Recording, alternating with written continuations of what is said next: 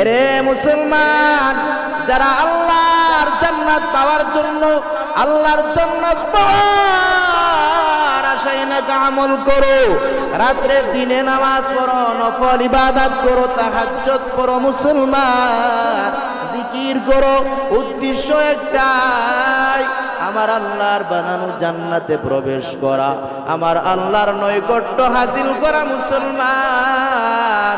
উদ্দেশ্য তোমার একটাই, 5 ওয়াক্ত নামাজ পড়ো, ফজর, যোহর, আসর, মাগরিব, এশা।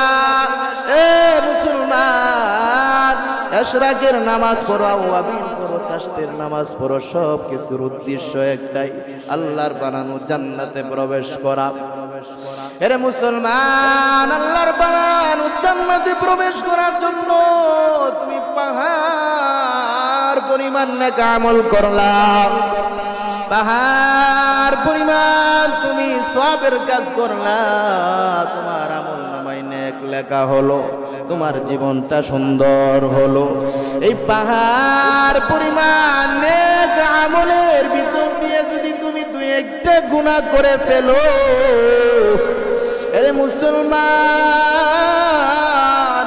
যদি তওবা না করো, আল্লাহর কাছে তওবা না করো, এই পাহাড় পরিমাণ নেক আমলের ভিতর দিয়া যদি 2-1টা গুনাহ করো, এই 2-1টা গুনার কারণে পাহাড় পরিমাণ আমল ধ্বংস হয়ে যায়।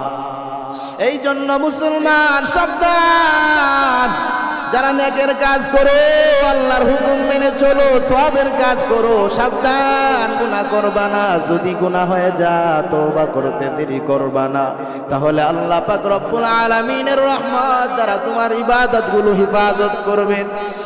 আর যদি ইবাদত করার ফাঁকে ফাঁকে ভিতরে যদি তুমি গোপনে গুনাহ করো, রে মুসলমান, তোমার পাহাড় পরিমাণ নেক আমলগুলো সব মিনিটের মধ্যে ধ্বংস হয়ে যাবে, সব কিছু শেষ হয়ে যাবে, তোমার আমল নামায় কিছুই থাকবে না, সব জিরো হয়ে যাবে।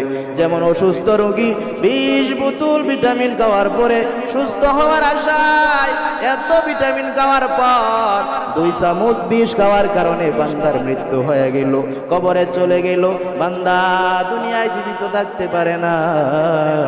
তেমনি ভাবে তুমি পাহাড় পরিমাণ নেক আমল করিয়া এই নেক আমলের ভিতর দিয়ে 2-1টা গুনাহ করে আল্লাহর নৈকট্য হাসিল করতে পারবা না। এই জন্য সাবধান মুসলমান, নেক আমল বেশি বেশি করতে হবে, গুনাহ থেকে বেঁচে থাকতে হবে।